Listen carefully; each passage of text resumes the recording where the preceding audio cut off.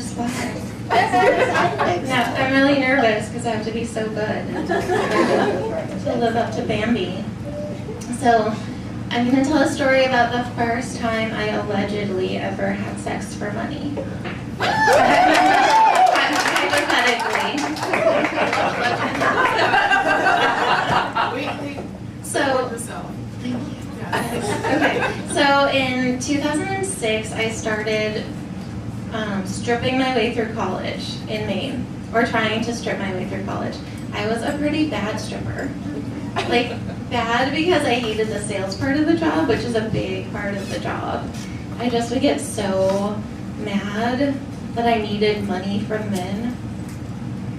And I started to resent them so much. And I think part of this was that my college I was doing a degree in women and gender studies. So I was entering this like beautiful, transformative, lesbian, man-hating feminist era. And there was something about it, I just could not translate my man-hating into a lucrative hustle. I was like, be a dom. But I hate that. Like, I don't want anyone to need anything from me. I just want you to give me the money. And I want to know how much it is in advance. So my first year at the club was great. I loved everything about it. I was like in love with the outfits and the vibe and the dancing. And I loved meeting all these different people from all over the place. But I burnt out so hard, like so completely hard. So I was trying to pay my tuition. One night at the club, I had switched to I used to drink like Shirley Temple's spiked with vodka, because I was like, that's my persona. I was 22. So I was like, I'm gonna drink Red Bull and tequila now. And that's where I'm gonna get my hustle. It did not work. Not at all. So one night after tip outs and the house fee, I left with $7. $7! And I screamed at the manager. I was like, fuck you, fuck this club, I quit. And it was amazing. Getting to scream at someone that you quit your job is just amazing. But clearly I could never go back there after that. So I decided the next logical step for me was to become an escort. Obviously. Right? You may be questioning my logic. And when I was thinking about telling the story, I was like, what were you thinking? You hate men. You want to get closer to them? But the thing was, I had this sort of hobby of hooking up with strangers, because Maine winter is 8 months long. Yeah. There's nothing to do except for drink and hook up, I guess. So I had so much bad to mediocre sex with cis men that I was like, you deserve to be paid for that now.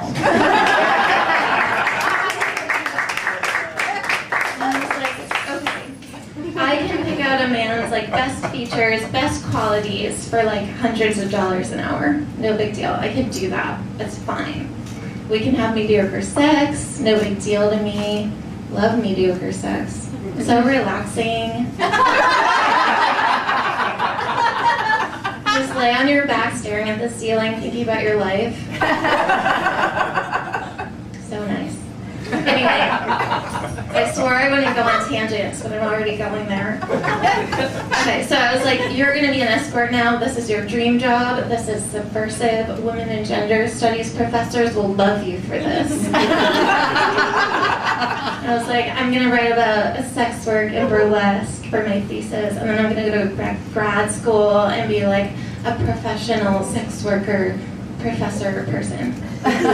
So I just needed to figure out how to combine my hobby of hooking up with getting the money. And I was sort of I know how to get money, but how do you pick the man? You know? Lots of men want to buy you drinks. Men love buying women drinks. They just do. They can't help it. But not every man wants to buy some sex. It's not for everyone. So I was like, I gotta figure this out and then I'll be ready. So I told a friend of mine this plan, and we would go out drinking in Maine together, and we'd get people to buy us drinks and like pretend that we were like these like beautiful professional women who did erotic voiceover services for hunting shows. That was our thing. We told people that was our job. Apparently they believed us, or they didn't. So I was like, this is my dream. I want to be an escort. Help me. And she was like, okay. So we would go out, get men to buy us drinks. One night, it was like a Tuesday night in the middle of winter in like February. It was 15 degrees outside. We went to this bar, and of course it was dead because it was a Tuesday night and 15 degrees. We had to buy our own drinks with our own money, and there was no one there to buy us a second round, so we're like, fuck this, we're out of here.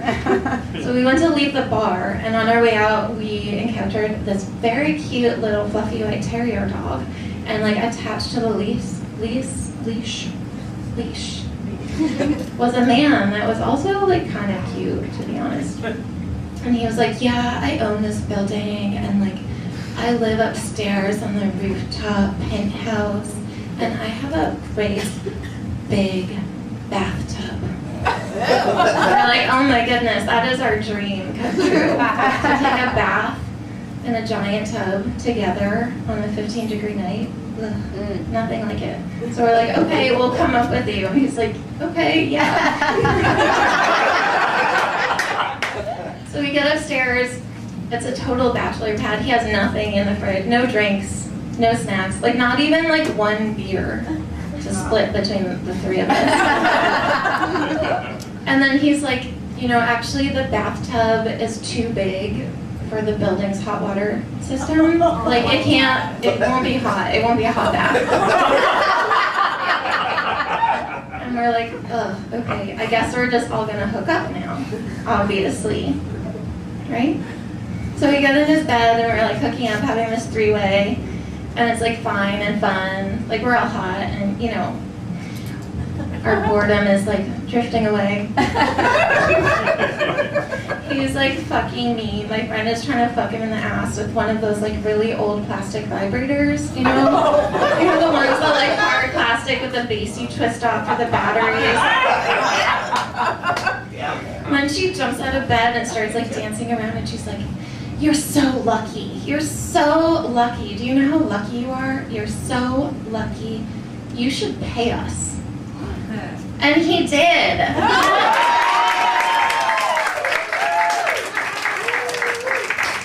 He was like, pointed to his pants. He's like, take my wallet. Take whatever cash is in there. It's yours. So I got that money.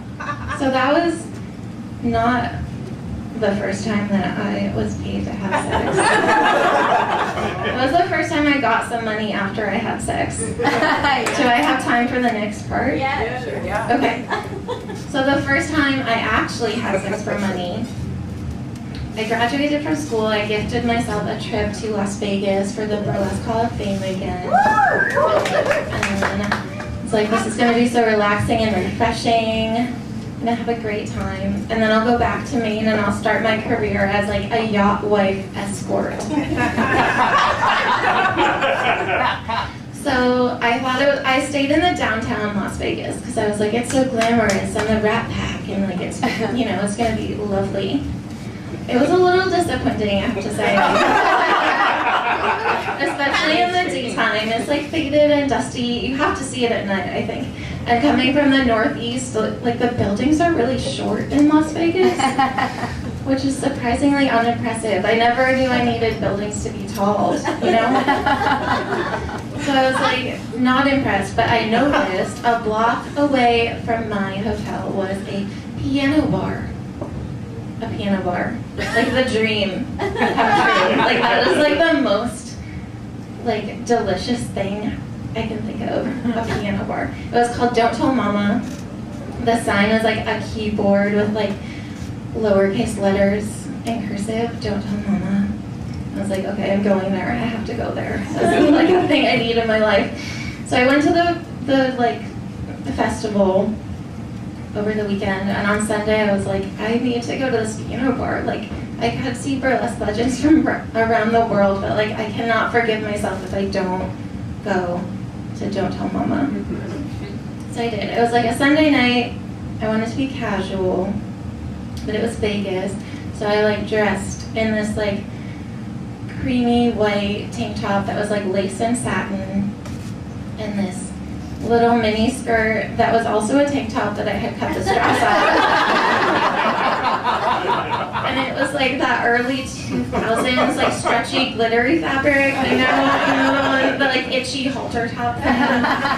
So it was a little bit sheer because it was not supposed to be a skirt. And I had these gorgeous like knee-high butterfly and like cowgirl boots, and I was wearing this coat. Yeah, my favorite that's coat. great. So I go to the piano bar. It's like incredible, everything I ever wanted. Like, at that time I was only drinking Manhattans. I don't know what I thought, but I like to eat the cherries. Shirley Temple, whatever. I guess I was a grown-up Shirley Temple. But I like to eat the cherries. They're disgusting. Maraschino cherries. Like, you chew them, and like you eat the innards, but the skin is like still in your mouth. Anyway, but I was like, it's so cute to eat cherries. I'm gonna ask for 3 cherries. So I did. I was like sipping my drink.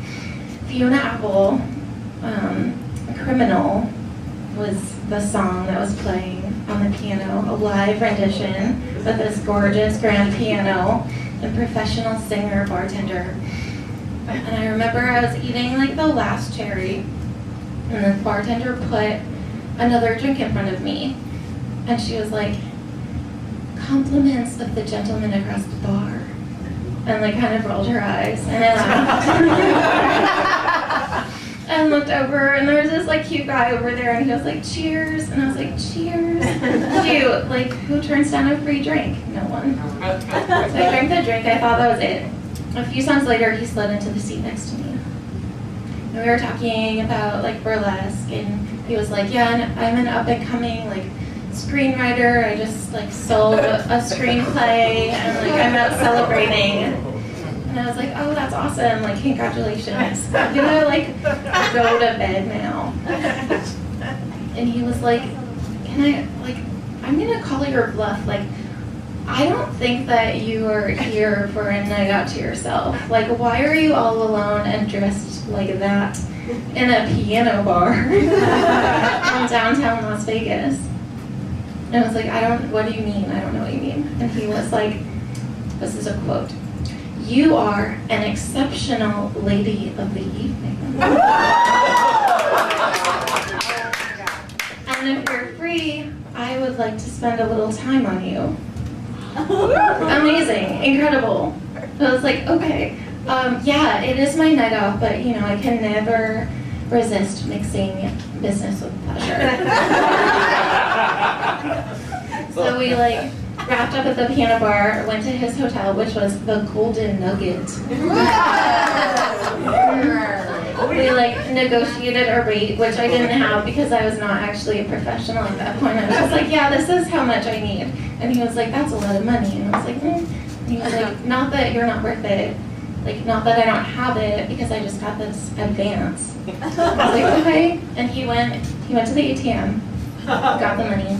We got in the elevator, and he handed me this like roll of $20 bills, and I was like so delighted to have this money. Like, I couldn't share with him how excited I was that it was my first time, because I thought, you know, I was the professional. So we got to his room, we start messing around, and then we discovered that neither of us have any condoms.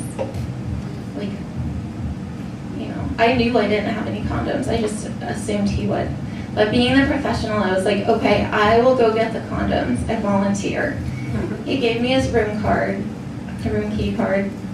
Went downstairs to the lobby. You can buy condoms at the lobby in the hotel casino. Just, you know, you can. So this like drunk girl in a tiny outfit that's like made of tank tops, fumbling in this coat pocket with like a roll of 20s. 5 finally, I like figure it out. I figure out which condoms to order or whatever. I get them. I go back to the elevator and I realize the room number is not written on the key. And I'm like, fuck. Okay, I can't go to the front desk. Like that's another red flag for them. Like this person is like sneaking into this room. I don't know.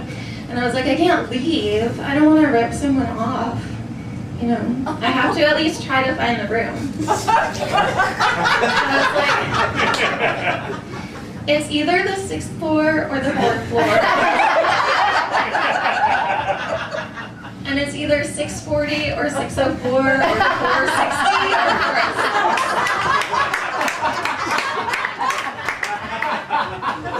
So I was like, it's logical to start from the top and work your way down.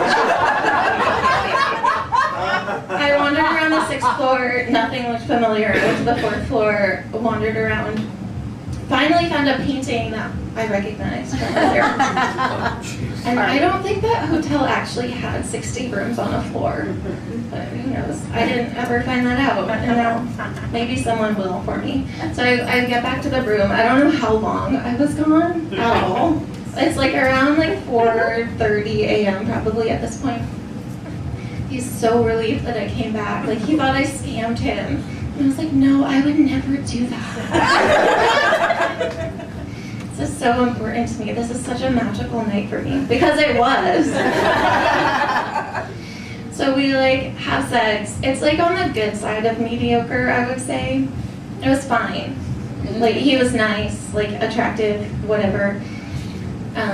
But he can't come because he's been drinking whiskey all night. And like, you can't compete with whiskey dick. You just can't. There's nothing you can do. Like, you're paying me for the sex, not the orgasm. Yeah. You know? So we like cuddled and like watched his film trailer, and it actually looked like pretty cool and interesting. And then he asked if we could go again, and I was like, no. I'm so tired. The sun is coming up. I have to go to bed. And he was like, okay, can we exchange info? But I didn't have any info to exchange because I wasn't like I wasn't professional. You know, so he gave me his email. I was like, thank you so much. We like made out at the door because I thought that's what you were supposed to do. No.